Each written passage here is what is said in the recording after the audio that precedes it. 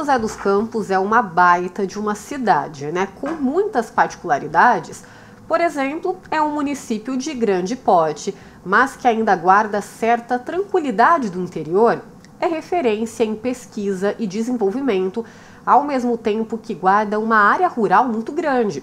E durante o dia, o comércio de rua é bastante movimentado e a vida noturna também é agitada, viu? Inclusive, comércios desses setores, como bares, restaurantes e cafés, são parte importante da economia joseense. Portanto, economia noturna é o tema que vamos abordar no programa de hoje. E para nos debruçarmos neste assunto, nós convidamos o vice-presidente dos Senhores, que é o sindicato patronal dos hotéis, restaurantes, bares e similares, o Ricardo Sampaio, e também a economista Késia Kamimura. Sejam muito bem-vindos os dois. Eu vou começar, quando a gente fala de economia noturna, vamos abranger não só a noturna, né, o lazer de uma forma geral. A gente está falando de pertencimento, é cultura, lazer, diversão, são muitas as coisas envolvidas, né? A própria gastronomia também. Sim, primeiramente agradecer o convite, é sempre um tema muito importante para a gente que é dos senhores, né, para o Sindicato dos Hotéis, Bares e Restaurantes, para abordar esse tema. Nós que temos uma luta incansável nesse tema, então nós sabemos que a cultura, a gastronomia, a hospitalidade, ela vem crescendo na nossa cidade e o município abraça a gente, né, assim como a gente vai oferecendo esse serviço, nós estamos conseguindo conquistar esse espaço como uma referência nacional. Então é muito importante esse segmento, visto que em 2023 nós tivemos a cada 10 empregos gerados, 7 foi para o nosso segmento. Foi um pós-pandemia que, após a abertura, né, dos estabelecimentos, nós conseguimos absorver grande parte de pessoas que estavam desempregadas de outros setores e a gastronomia, a alimentação fora do lar abraçou essa demanda. Você falou da quantidade de empregos gerados diretamente e indiretamente e falou da pandemia. A pandemia, inclusive, né, que esse setor foi um dos mais afetados também, né, de bares, restaurantes, não tinham o que fazer, né?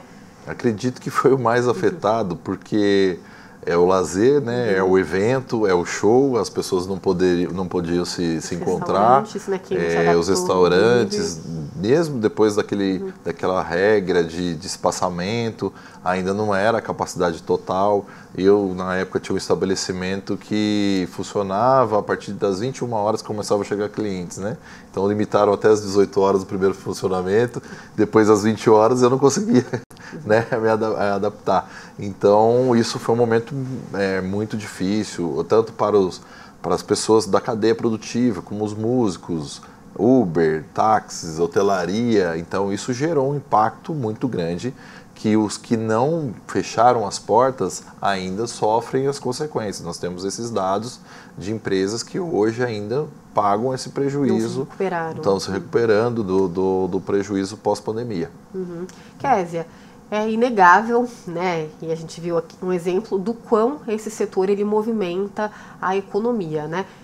O peso é muito grande, né? Queria que você falasse um pouquinho sobre isso. E são ali serviços, né, essenciais, né? A gente está falando de alimentação também, né? Qual que é o peso disso tudo?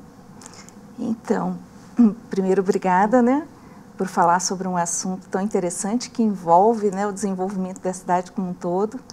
E a economia noturna, ela trata de um conjunto de atividades econômicas que ocorrem predominantemente no período noturno, à noite, das 6 da tarde às 6 da manhã.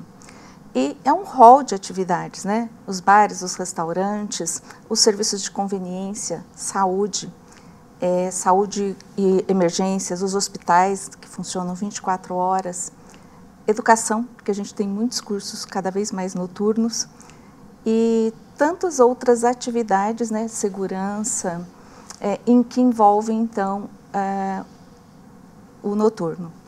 E quando a gente pensa nesse noturno, em possibilidades que existem, em termos de números, como já foi colocado, o setor de serviços ele vem crescendo de forma bastante expressiva na representatividade do PIB. No Brasil, no estado de São Paulo, São José dos Campos não é diferente. Está acima de 50% da produção do PIB é composta pelo setor de serviços, em relação ao agro e à indústria. Então, principalmente pós-pandemia, né? Então, avolumou mais ainda essa importância, né? Que a gente acopla também à economia dos serviços. Porém, o noturno ele ocorre no período da noite. E ele tem uma representatividade importante, não só de forma... ele tem um conjunto, né? De forma não isolada, em que compõem todo esse entrelaçamento das atividades de políticas públicas, né, com planejamento, que então faça essa observação não de forma estática, mas de uma forma dinâmica, do que significa isso do ponto de vista econômico, gera emprego, renda, uma interlocução com os diversos atores sociais e agentes econômicos envolvidos ou não nessa produção de serviço diretamente, mas indiretamente sempre estão presentes. Sem dúvida. Ricardo, você falou da pandemia que afetou bastante e hoje vocês percebem também, de uma maneira geral, que os clientes eles estão ali mais exigentes? Porque para você, né, você que está ali no meio, bares, restaurantes, cafés e afins, você precisa ter o planejamento, claro, né, para colocar o negócio para frente, mas também precisa ter criatividade, né? Porque se for uma coisa mais do mesmo, né, a competitividade também é grande. Vocês sentem isso? Que houve uma mudança bem significativa? Muito, e a mudança dos hábitos dos clientes, né? É natural que com a pandemia, a forma que foi o regramento, então as pessoas mudaram os hábitos, né? Saem mais cedo, voltam mais cedo. A gente observa todo esse perfil, assim como a volta também o pessoal queria esticar um pouco mais, frequentava mais o bar, porque acho que ficou tanto tempo, né, fechado, e que quando teve a oportunidade, né, de sair, até aproveitou um pouco mais para, não sabe, ficou aquela indecisão, aquela insegurança de quando poderia voltar ou não, né, para o estabelecimento, se ia ser interrompido de novo, então isso mudou bastante o hábito. E um dado interessante também de São José é que, por exemplo, nós tínhamos 427 bares em 2023, nós saltamos para 921. Muitas pessoas também deixaram os empregos, perderam os empregos e investiram nessa categoria, né, nesse segmento de bar e restaurante. Por quê? As pessoas têm a ideia, às vezes ela faz um churrasco em casa, cozinha bem, ela acha que, né, tem, é lógico, o amor da cozinha, da gastronomia, mas acha que depois montando um negócio talvez seja a saída.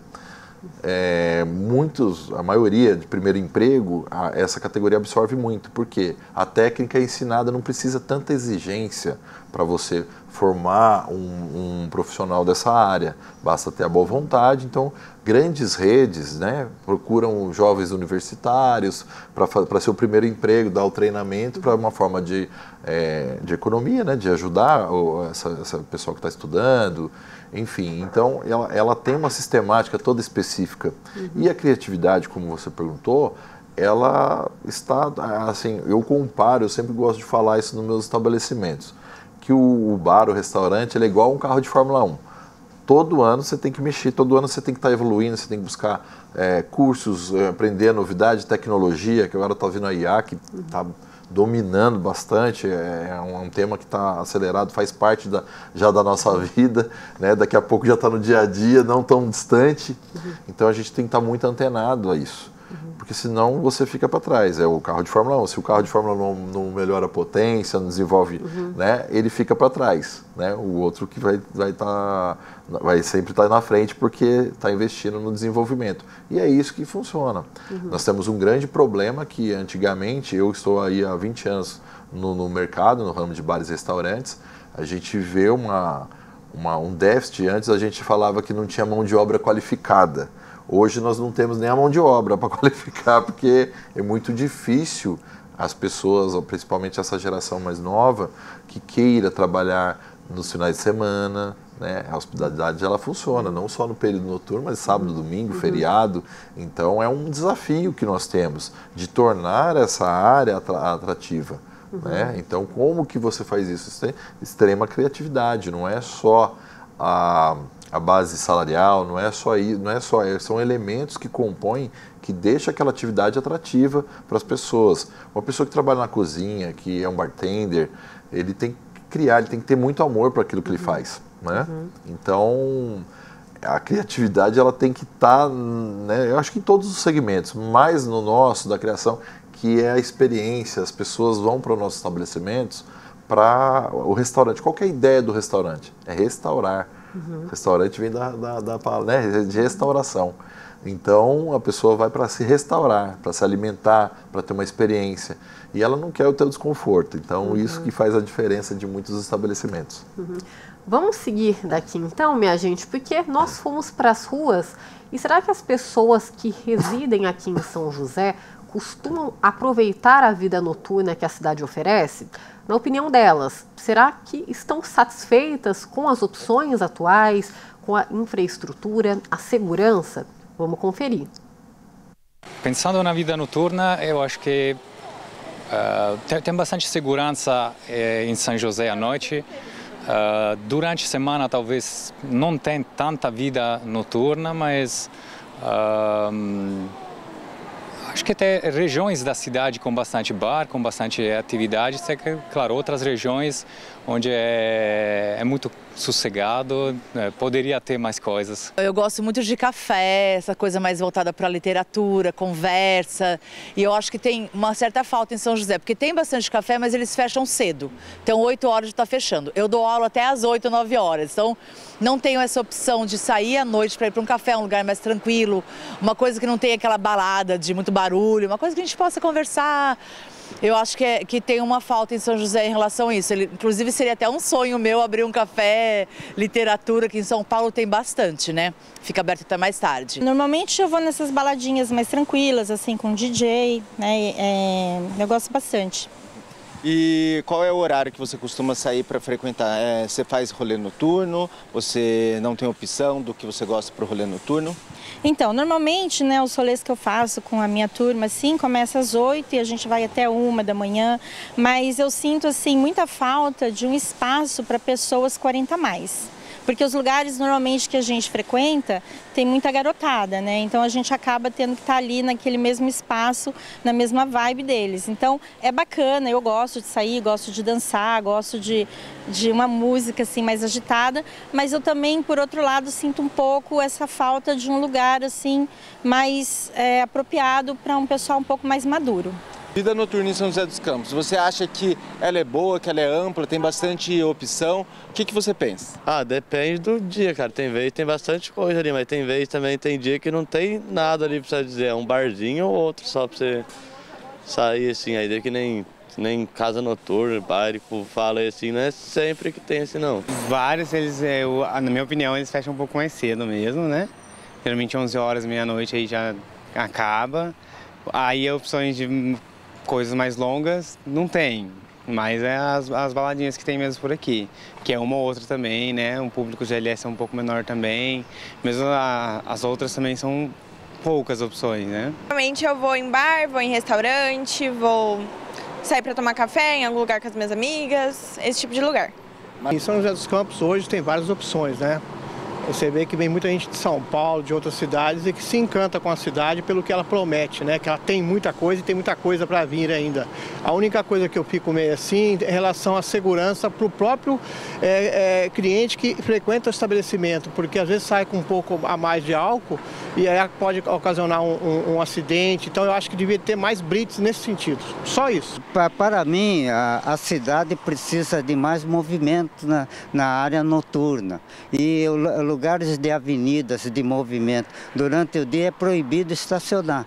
Agora, durante a noite, como não tem movimento, poderia ser liberado até durante a noite até 6 horas da manhã no dia seguinte. Eu acho que poderia, às vezes também falta minha de conhecimento, mas poderia ter mais atividades organizadas ao ar livre, em praças, utilizar os espaços públicos com eventos culturais, com música, show, enfim.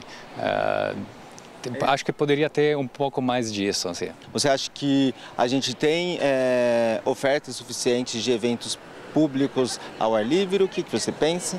Olha, eu acho bem legal, eu frequento bastante ali o Vicentino Aranha, então assim, sempre tem ótimas opções ali de música, né, e de exposições. Eu acho que nessa parte cultural, São José é uma cidade bastante rica.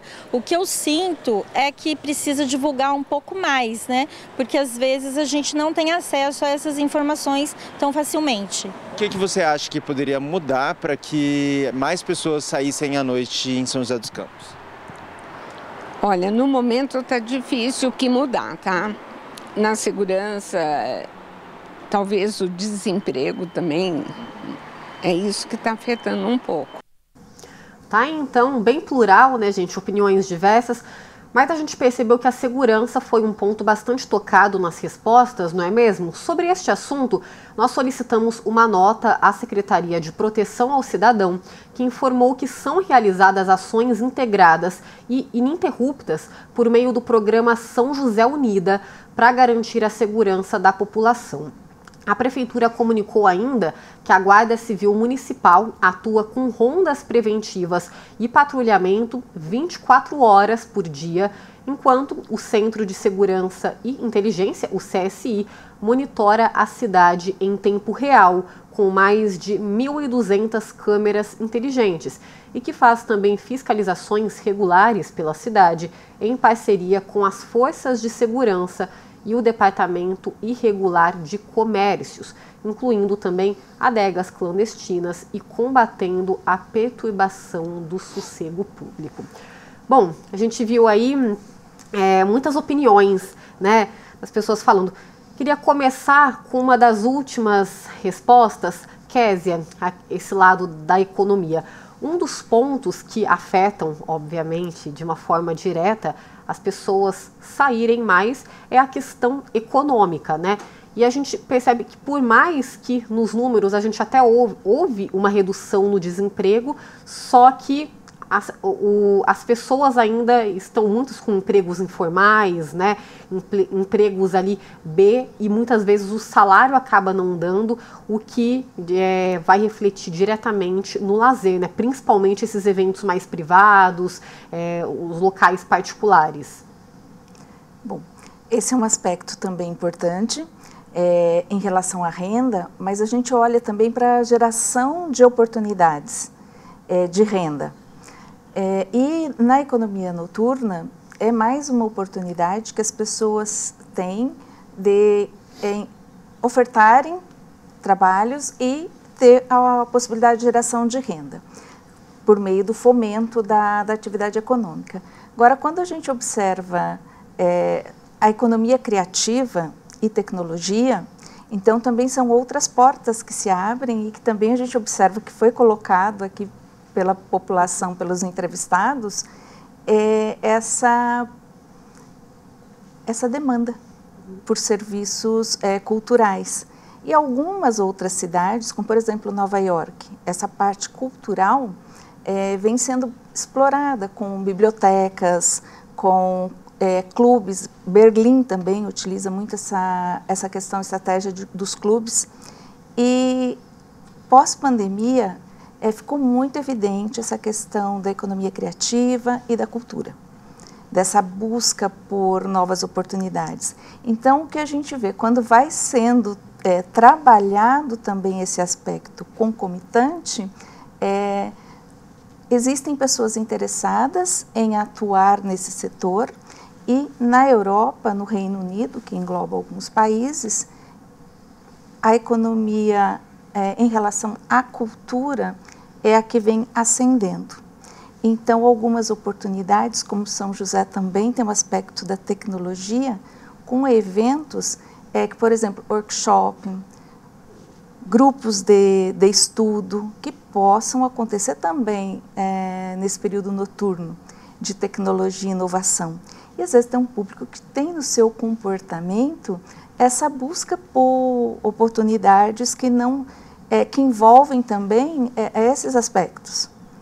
Então, para além de bares e restaurantes ou concomitantes, existe uma demanda de novas ofertas. Consequentemente, o binômio trabalho e renda, eles podem, então, também serem planejados, articulados enquanto desenvolvimento econômico. Uhum. Ricardo, ainda pegando nesse gancho, né, São José dos Campos, eu falei no começo que é uma baita de uma cidade em termos de estrutura, não que não tenha problemas, né, todas vão ter, mas um dos aspectos também que a gente ouve falar isso nas ruas, em outras reportagens, no dia a dia da gente, é a questão, né, pegando esse gancho do valor, dos preços das coisas, né, que hoje bares, restaurantes, muitos lugares não chegam, né, a uma São Paulo, igual uma São Paulo, mas muitas vezes até compete, porque os preços são mais altos. Nesse sentido, claro que o dono ali do bar e restaurante, ele precisa repassar um certo valor, mas como ter um equilíbrio? Porque também, né, senão corre o risco, tem o público que vai conseguir pagar, só que também tem o público não, para a gente não restringir a maior parte da população, né, que a gente pode dizer que muitas vezes não consegue sair todo fim de semana, gastar 300, 400 reais que seja num bar ou num restaurante.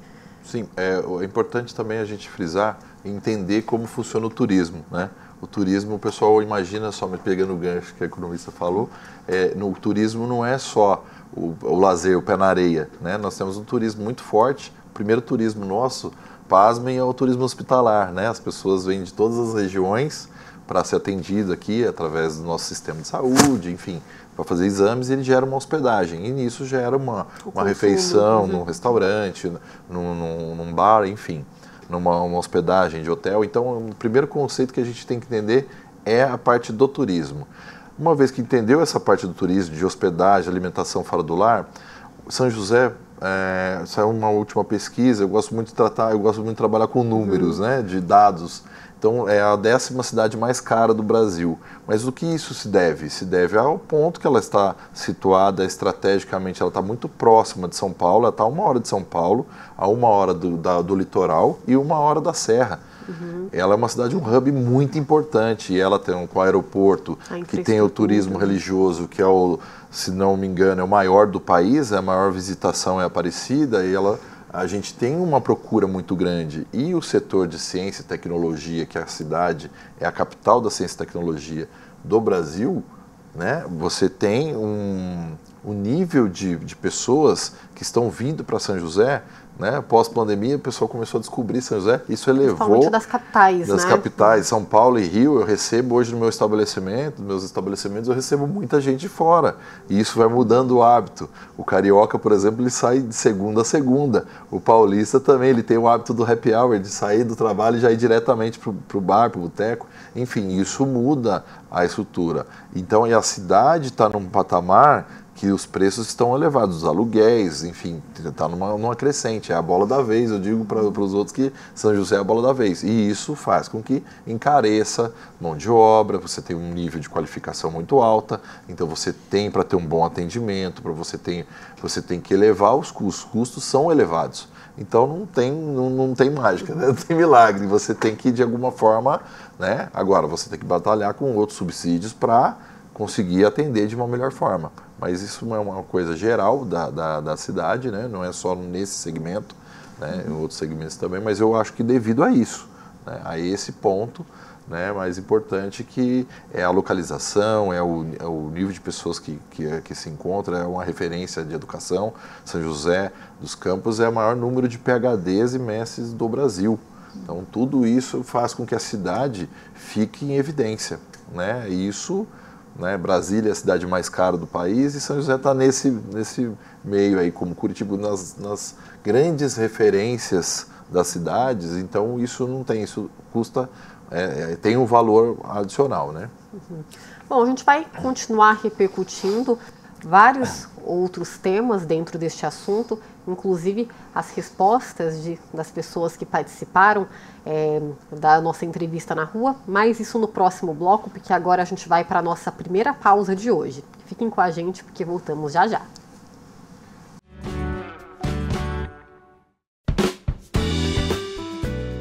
Estamos de volta com Diálogos e, pessoal, segundo o levantamento de uma empresa especializada em pesquisa e análise de mercado, voltada para o público jovem, 86% dos jovens da geração Z, que são aqueles que nasceram em meados da década de 90 até 2010, preferem encontrar amigos para cafés ou atividades durante o dia. E aqui no Brasil, os jovens têm seguido essa mesma linha, viu? De acordo com o levantamento de uma consultoria, os jovens brasileiros estão mais abertos a experiências significativas do que aos bens materiais também, né? Como carros e imóveis, e querem viver momentos únicos, ter a experiência ali, né? Estão preferindo também momentos ao ar livre do que muitas festas que vão madrugada dentro.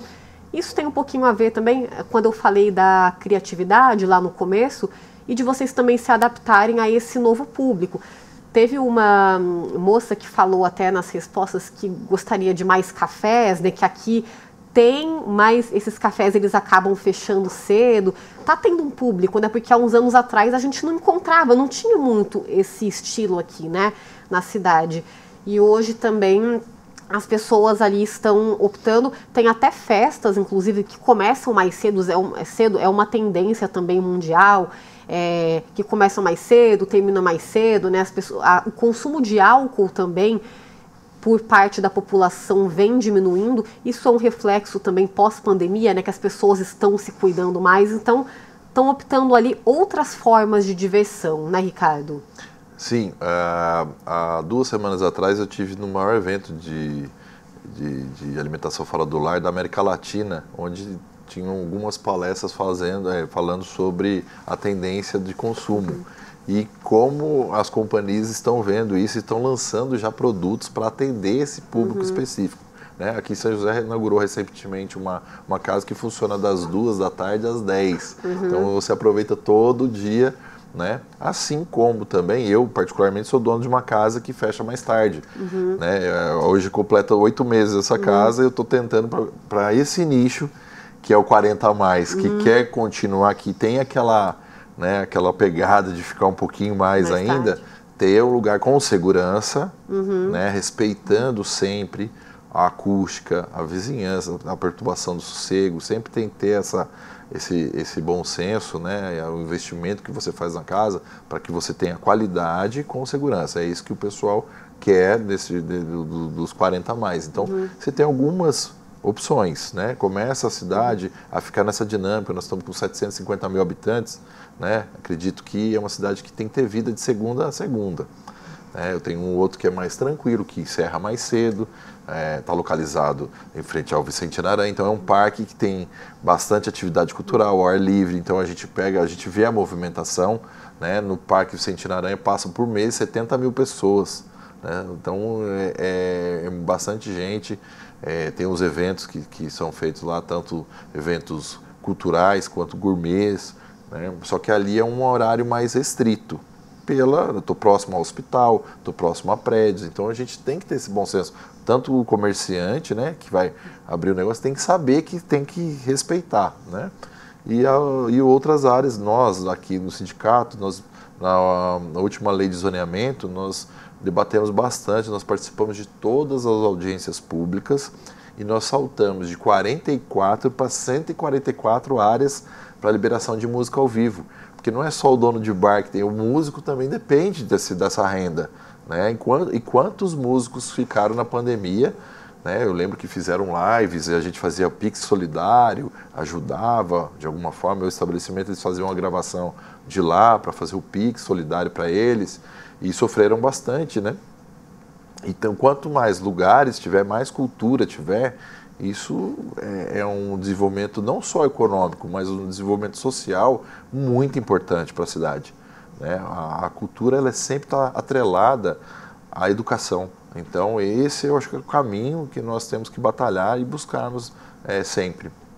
por falar na cultura, na educação, né, Kézia, a gente viu também muitas pessoas falando de que seja mais divulgados os eventos públicos, né? A gente tem muitos parques aqui na cidade também, e a cultura, ela traz muitas referências, né? Muito importante também, além da qualidade de vida, né? Você estar ao ar livre é muito importante, inclusive tem muitas pesquisas na área relacionadas, né, que realmente apontam uma relação significativa nesse contato com a natureza, com os parques, para a qualidade de vida.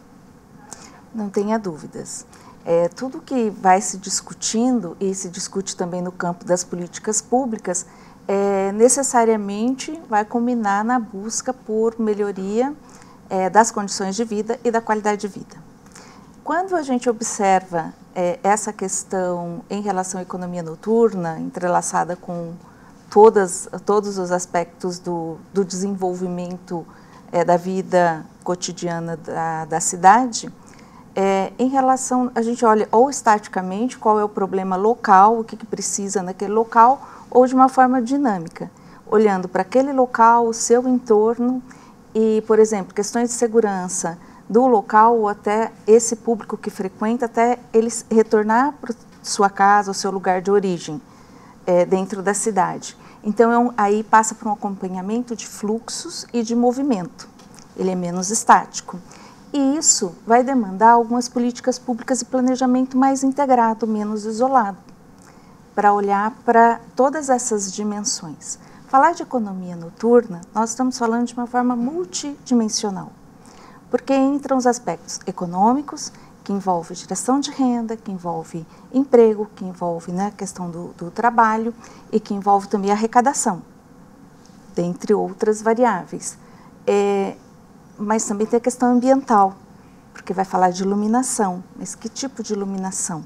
Como que se organiza do ponto de vista ambiental? Onde se localiza? Como que essas pessoas se movimentam? Com que tipo de algum fomento ou de alguma forma entrelaçada às questões ambientais? E, consequentemente, o cultural, que existe uma demanda, né? E aqui a gente observa que, então, os estudos vêm demonstrando que o que está acontecendo na Europa, o que está acontecendo em outros países que contabilizam mais essa área, essa demanda está presente aqui também, principalmente pós-pandemia. Então, a economia criativa, a cultura, ela vem sim crescendo em outros países e a gente até precisa contabilizar mais isso aqui, dentro do setor de serviços. E um outro aspecto, né, a política pública, a questão institucional, e quando eu falo institucional, e legal. Isso também precisa estar acompanhado, entrelaçado dentro de uma estratégia que envolve a sociedade, que envolve todo o setor produtivo, que envolve os trabalhadores, nesse sentido de um olhar um pouco mais amplo para ter estratégias de reconhecer se é isso que uma cidade busca. Ao reconhecer, identificar e reconhecer, como é que se articula então para que isso funcione nessas várias dimensões? Então fica um olhar multidimensional. Envolve a saúde também, porque o trabalhador noturno, o sono, o tempo de sono acaba sendo reduzido e isso vai impactar na saúde dele. Então, são olhares de promoção de saúde, de prevenção de doenças, que envolve todos esses atores. Então, como que se organiza nesse sentido? E São José, pelos números ou pela demanda, vem demonstrando que existe essa demanda, que existe esse potencial. Então, como trabalhar com esse potencial? De forma isolada, talvez vai ter menos oportunidades, mas por isso que aí a gente entra num outro aspecto, né? De olhar para essa questão como um ciclo de vida. E ciclo de vida, agora eu vou trazer a analogia da vida humana. Então, todo ciclo de vida, ele começa, ele nasce como se fosse a gestação, aí nasceu, vai tendo os cuidados, daí ele começa a crescer, evoluir, e chega num ponto, né, o adulto, que ou ele não se cuidou, não aconteceu nada, adoece, ou essa maturidade vai levar para um outro estágio de crescimento. Por exemplo, quando a gente pensa do ponto de vista da economia noturna, da economia dessa cidade, quando estou falando de economia, ela vai reverberar para todas as outras dimensões, é quando ela conseguiu, um ponto que você até colocou, o cartão da cidade. Quando ela alcançou um nível de maturidade que ela tem um cartão importante. Então, ela atrai um tipo de público, ela está já num outro patamar. Só que tem uma série de variáveis que precisa acompanhar isso. Sem segurança acompanhada o tempo todo, sem também a qualificação das pessoas que vão trabalhar com esse público, sem toda essa articulação, como o corpo humano não cuidou, não se alimentou de forma saudável, não acompanhou, vem o adoecimento. E o adoecimento traz prejuízos. Prejuízos para todos os agentes econômicos e prejuízos também para a arrecadação. Ou vai tendo uma maturidade que vai se tornando referência. Referência na região, na cidade vizinha, referência para outros estados, referência no país e referência internacional. E aí esse conjunto também tem tecnologia na cidade, no nível internacional. Tem oferta e serviços em que nível? Então, olha o tamanho das potencialidades que essa cidade tem. Portanto, esse entrelaçamento das dimensões, e a dimensão social, a dimensão econômica, a dimensão cultural, a ambiental, tecnológica, mas também política institucional, porque passa também para todo o aspecto legal de toda essa articulação. Assunto complexo esse, né? São muitas as frentes. E muito interessante. Eu pegar alguns ganchos da fala da colega sobre, por exemplo, a questão ambiental, né? Eu acho que isso é muito importante, cada vez mais está no nosso dia a dia. Então, por exemplo, tem bares que já trabalham com energia, a gente está criando no sindicato o selo de energia, né, o selo verde dos bares que estão para reciclagem de óleo, do lixo ser separado. Hoje São José tem a coleta seletiva, então a gente separar isso, trabalhar com energia limpa. Então tem todo um segmento do descarte, do vida, da responsabilidade também. Então isso já vem, né, a gente trabalhando, e o sindicato também quer apoiar isso aí, colocando um selo nessas empresas que trabalham de forma séria, né, que trabalham de forma antenadas. Acho que todo mundo trabalha sério, né? Mas assim, trabalhar de forma antenada às questões também ambientais. Outro ponto importante também, o ano passado nós recebemos aproximadamente 25 mil estrangeiros na cidade. Quem que atende, como ela falou, quem que atende esse pessoal? Como é que os garçons são bilíngues? Como é que a gente, né? Quais os pontos que nós temos para fazer? Então, toda essa é uma preocupação. O sindicato qualificou mais de 4 mil pessoas em São José dos Campos. Os cursos de camareira, de bartender, de baristas, de garçons, né? Então, olha para você ver, 4 mil pessoas qualificadas. É suficiente? Não. Se você for conversar com os colegas, os donos de bar estão sempre precisando, né? Tem muita oferta de emprego. Então, e qualificação, a gente, né, faz as parcerias, tem muitos programas juntos em conjunto com a prefeitura também, né, através do CEPAS. Então a gente tem que, não só em São José, porque o sindicato nosso não abrange, não é só São José dos Campos, né? São 18 municípios. Então a gente tem esse trabalho, esses dados que eu estou falando especificamente de São José. E outro dado também que é importante a gente batalhar e trabalhar para isso é que mude a lei orgânica do município, que é de 1970. Aqui é a casa onde mudam-se as leis. Nós estamos em 2025. Em algumas reuniões com vários presidentes de Câmara, eu já apresentei propostas para mudança, para que faça esse acompanhamento que o colega está falando, da gente atualizar esses números. São José de 1970, São José 2025. Né? Olha a dinâmica da cidade. Então, eu acredito que a Prefeitura tem trabalhado bastante nesse aspecto, está tendo, né, a Fundação Cultural também com programas de, né, incentivo à cultura que consegue ter um bom senso ainda com os estabelecimentos que estão trabalhando, que fomentam também a cultura, né? Então, a gente que promove eventos culturais, shows, enfim, peças, stand-up. Hoje, São José tem casas específicas disso. Sim. Então, tem uma gama, tem uma variedade enorme, né?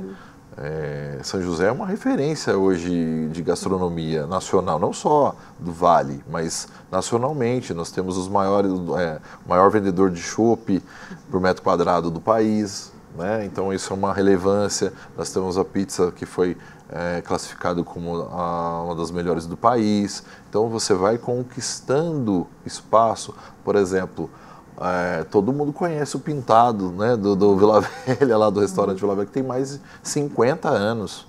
Então, quantas pessoas vêm para as empresas e querem passar lá para experimentar, né, então, eu acho que a gente é uma cidade premiada e referência em gastronomia. Então, a parte noturna não pode ficar esquecida. Ela não pode ser poucas opções ou com opções precárias ou de opções que o jovem vá, o menor vá. A gente não está de acordo com venda de bebidas para menores. Aí eu acho que tem que entrar a fiscalização. Hoje as ruas, né, as adegas clandestinas oferecem esse tipo de serviço. E para a sociedade tem um déficit muito grande, porque isso aí quando é estabelecimento, quando é o CNPJ, ele controla, ele dá estrutura, ele tem que ter banheiro, ele tem que ter uma cozinha, ele tem que ter vestiário, ele tem que ter toda uma estrutura, ele controla quem está dentro da casa dele. Agora, na rua fica difícil, porque a polícia não pode fazer muita coisa, fica limitado, a GCM fica limitada a alguma coisa, e vendendo ali drogas, eu tenho filhos, né? Então, a gente tem uma preocupação enorme, né? Então, eu acho que a parte da política pública, casada com os bons conceitos, as boas práticas do que a gente já vem trabalhando há anos, tem tudo para que, né, seja um trabalho com êxito. E muito planejamento também, né? Vamos para a nossa última pausa de hoje e daqui a pouquinho a gente retorna para concluir esse bate-papo. É rapidinho, fique com a gente.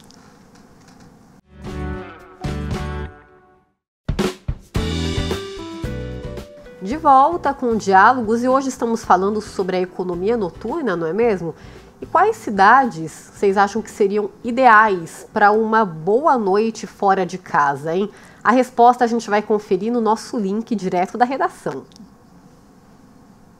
Oi Dani, tudo bom com você? Tudo bom com todos que acompanham o Diálogos da Cidade? Bom, eu trago agora uma publicação da Time Out, que é uma revista britânica que fala aí a respeito das cidades e também da vida nas grandes metrópoles, né? Olha só, essa pesquisa feita pela Time Out mapeou as cidades nas quais é fácil de encontrar o que eles chamaram de uma boa noite fora de casa.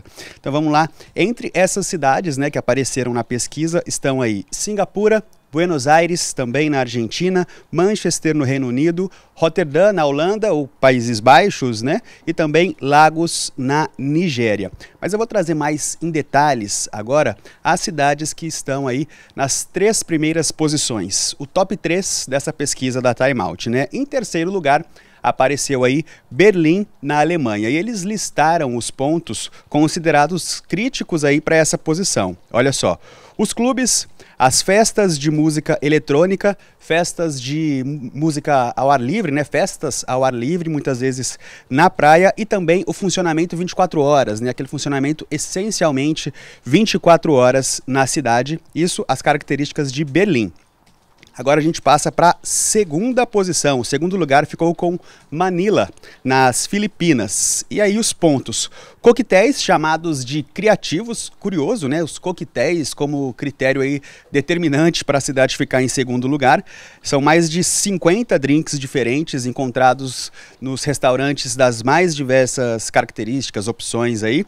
E também o outro fator importante é que a cidade foi considerada a mais acessível dessa lista, que tem ali os preços mais acessíveis para os turistas e principalmente para quem gosta da vida noturna. E por último, em primeiro lugar, o Rio de Janeiro, no Brasil, ficou aí em primeiro lugar nessa pesquisa da Time Out, atingiu uma pontuação de 90% na qualidade, né, nas características que eles avaliaram. Olha só.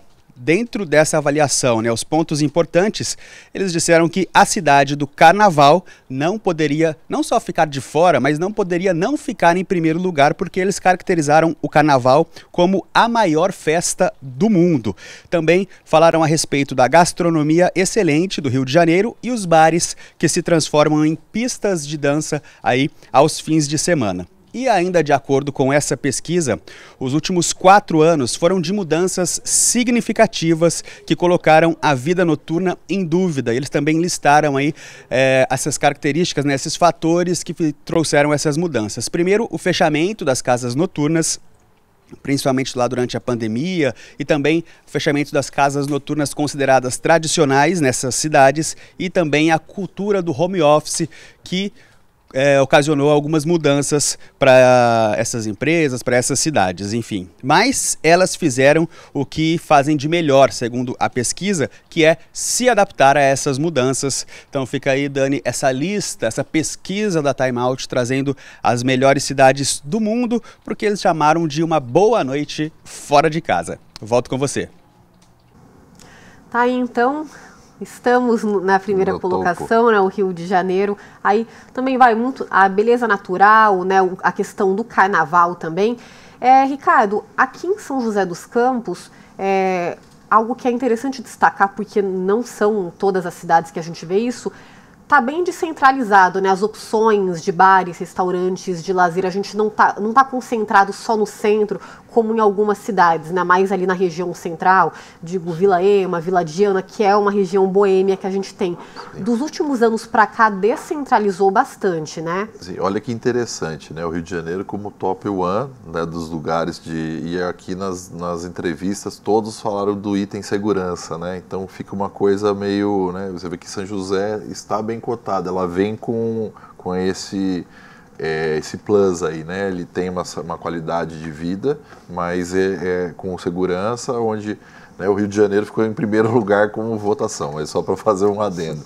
Bom, a Vila Ema, a Vila Diana ali, foi uma Vila Madalena de São José dos Campos, sempre foi uma concentração de bares ali, né? Bares tradicionais da época, como Petrone, Post Office, Frangão, Bar do 10, né? Hoje não existem mais, né? Foi da época.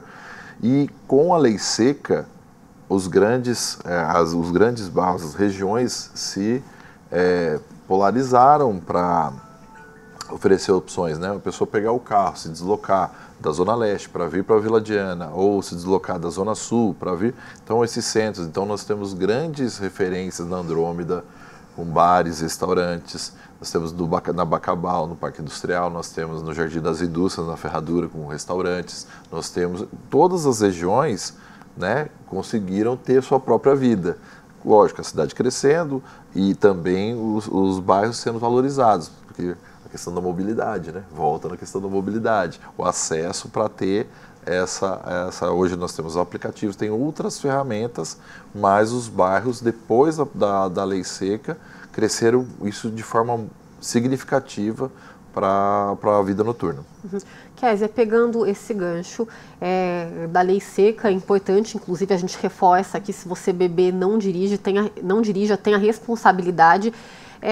Aí a gente tem hoje os serviços por aplicativo, e aí também é interessante, né, quando a cidade está ali em sintonia com a questão da mobilidade, muitos ônibus noturnos também, não são todas as pessoas que de repente conseguem pegar um aplicativo, então é interessante que tenham opções, né, para que as pessoas elas possam se deslocar. Às vezes, poxa, eu quero me deslocar para tal local, às vezes é do outro lado da cidade, de onde a pessoa mora, então é importante um planejamento nesse sentido também, né, que esse ir e vir, ele esteja garantido, né, com segurança, claro, mas sem mais problemas. É muito interessante, porque assim, com essa possibilidade de descentralização, então fica mais próximo das pessoas, é uma oportunidade, e a oferta na mobilidade, levando em consideração o aspecto ambiental, uma oferta maior de de ônibus público, por exemplo, ou outros veículos, né, que possam fazer esse papel. Às vezes não vai colocar um ônibus, pode ser van, pode ser outros veículos que compõem, então, essas atividades na economia noturna e, consequentemente, esses veículos também podem ser utilizados em atividades diurnas. Mas sempre acoplado da questão da estrutura, porque não só onde ocorre o evento, mas até onde a pessoa chega na sua casa, de segurança. Quando eu falo de infraestrutura, por exemplo, energia elétrica. Uma atividade noturna precisa ser em locais que tem energia elétrica, não com tantos problemas. Como a gente vê em alguns lugares, não estou falando de São José, mas de alguns países, que às vezes há essa energia comprometida. E olhar para esse aspecto ambiental. Então, a gente fala novamente, né, daquela questão da cidade, em que lugar ela está, né, no seu processo aí, do seu ciclo de vida, como se a gente olhasse com um ciclo de vida essa questão.